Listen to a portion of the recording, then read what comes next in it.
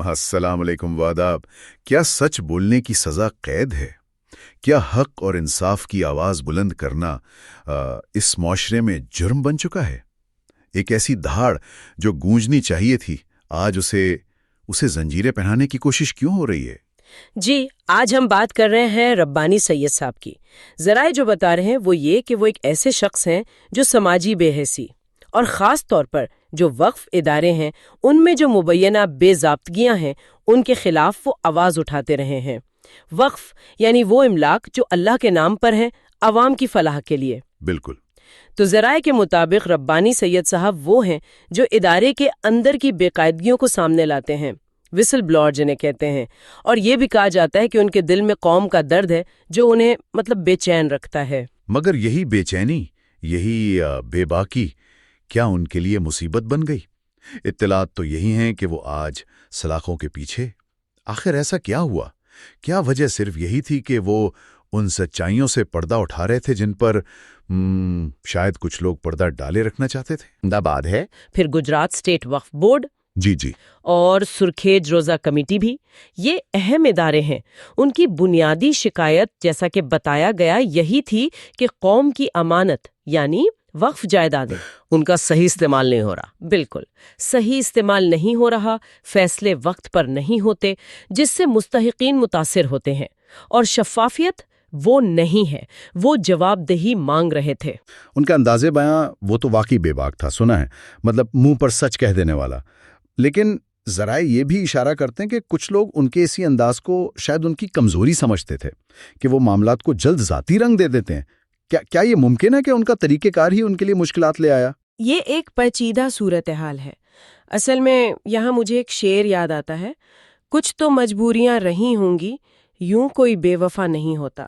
ہو سکتا ہے کہ ان کے جذبات کی شدت کو صحیح طور پر نہ سمجھا گیا ہو، یا پھر یہ بھی ممکن ہے، جیسا کہ ذرائع اشارہ کرتے ہیں، کہ ان کے مخالفین نے اسی پہلو کو استعمال کر کے معاملے کو الجھا دیا ہو۔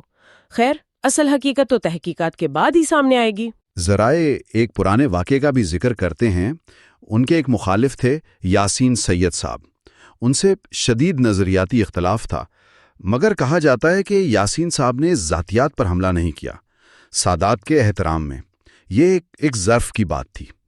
مگر آج جو ربانی صاحب کے ساتھ ہو رہا ہے وہ ذرائع کے مطابق کچھ اور ہی کہانی سنا رہا ہے۔ وہ پرانی کہاوت نہیں ہے، کمزوروں کا بدلہ بہت سخت ہوتا ہے، کچھ ویسا لگ رہا ہے۔ جی، اس وقت تو وہ زیر حراست ہے، پولیس تفتیش کر رہی ہے، قانون اپنا کام کرے گا اور سچ سامنے آئے گا انشاءاللہ۔ لیکن یہاں ایک بنیادی سوال اٹھتا ہے، اور یہ ایک طرح کی اپیل بھی ہے ان تمام ذمہ داران سے جو وقف جیسے اداروں کے امین ہیں، ٹرسٹی ہیں۔ جی بالکل۔ کیا بطور امانت دار انہیں یہ حق حاصل ہے کہ اگر کوئی ان کی کارکردگی پر یا ادارے کے معاملات پر سوال اٹھائے تو وہ مبینہ طور پر طاقت، سیاست، پیسے کا استعمال کر کے اس آواز کو دبا دے؟ یہ تو بہت سنگین الزام ہے۔ جی، اور اطلاعات کے مطابق عوامی حلقوں میں اس پر شدید رد عمل ہے۔ لوگ شیم کہہ کر اپنے غصے کا اظہار کر رہے ہیں۔ یہ صورتحال تو ہمیں اسلامی تاریخ کے اس شاندار واقعے کی یاد دلاتی ہے جب خلیفہ دوم حضرت عمر رضی اللہ عنہ سے ایک عام خاتون نے بھرے مجمع میں پوچھ لیا تھا اضافی کپڑے کا حساب، اور خلیفہ وقت نے فوراً بغیر کسی جھجک کے جواب دیا، اپنے بیٹے کی گواہی پیش کی۔ کیا آج ہمارے اداروں میں ویسی جواب دہی کا تصور بھی باقی ہے؟ یہ سوال واقعی غور طلب ہے۔ ربانی سید کی یہ کہانی یہ صرف ایک فرد کی جدوجہد نہیں ہے، ذرائع اسے ایک علامت کے طور پر پیش کر رہے ہیں۔ ہر اس شخص کی کہانی جو نظام کی خرابیوں سے ٹکراتا ہے اور پھر اسے اس کی قیمت چکانی پڑتی ہے۔ ذرائع ان کی نیت پر سوال نہیں اٹھا رہے، یہ بات اہم ہے، مگر یہ ضرور کہتے ہیں کہ شاید ان کے طریقہ کار میں، ان کے انداز میں مزید حکمت و توازن کی گنجائش تھی۔ بلا شبہ سچ بولنے کے لیے جرت تو چاہیے ہی چاہیے، مگر اس کے ساتھ ساتھ حکمت عملی اور صبر وہ بھی لازم ہے۔